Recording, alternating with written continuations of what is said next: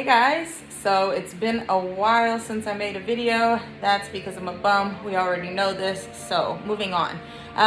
Surroundings are a little different.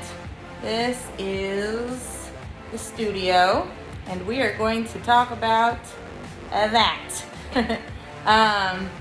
I've been pretty busy recently, but I have done a couple of projects. That giant terrarium being one of them. So I figured maybe I'd give you guys a closer look and go over some of the rare plants that are within that beauty. So here we go. All right, so here she is. Now I was trying to wait till it got a little bit darker out so that way you wouldn't have the beautiful window reflections in the glass there, but I did turn off the studio lights to kind of reduce the glare and make it a little bit prettier. So let's go. Open the doors up. The fogger just turned off, so that is great. Look at her, she's so pretty. It smells like heaven. It really does. All right, so let's just start over here in this corner. I have a beautiful little jewel orchid right here. It's actually two of them, and they were just little cuttings when I got them. All of these top leaves are new leaves, which is wonderful. I have this Calathea something. I can't say that. If you can say that, let me know how to say that, because there's so many letters, I can't even begin to say that.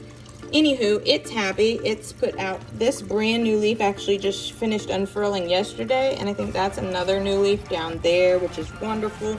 I was actually gifted this. Well, we did a Secret Santa, and my Secret Santa and I traded, and this is what I was given. And I didn't even intend to keep it in this terrarium, but it's so beautiful, and I love the texture and the velvety goodness, so I left it.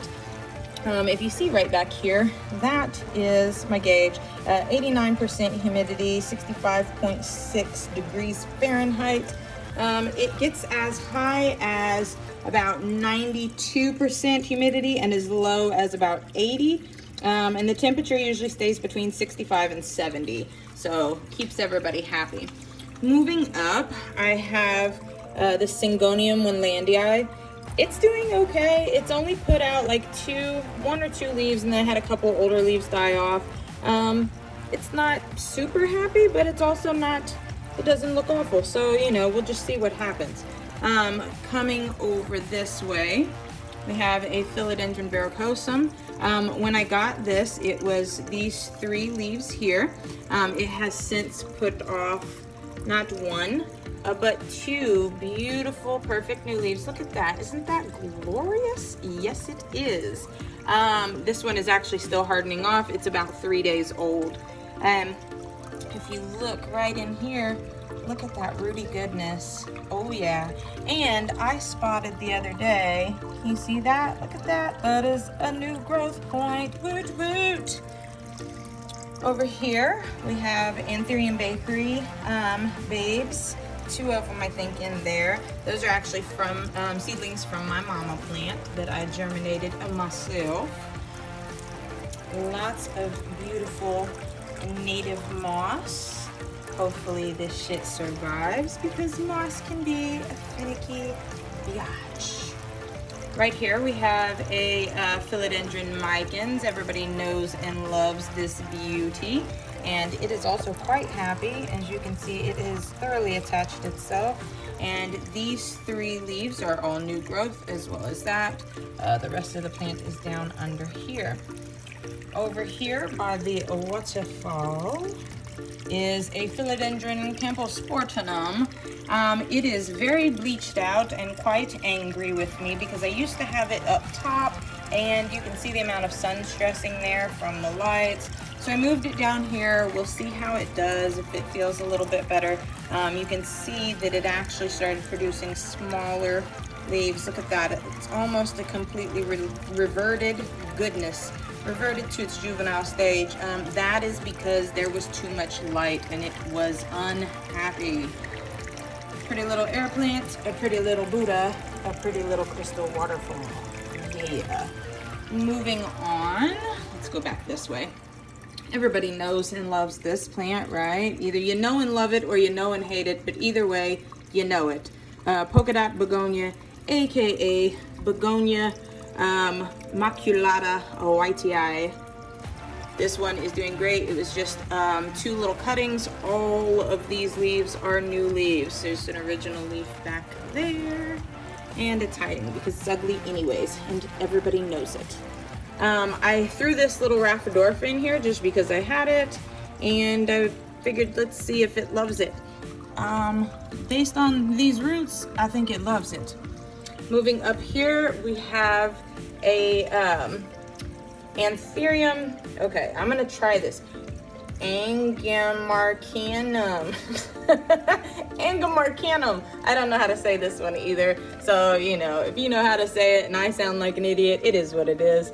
This is a new leaf since it's been in there. That is a new leaf also. It got a little damage, so we'll see what happens with that one. It has put out bunches of roots and seems to be super happy, so that's great.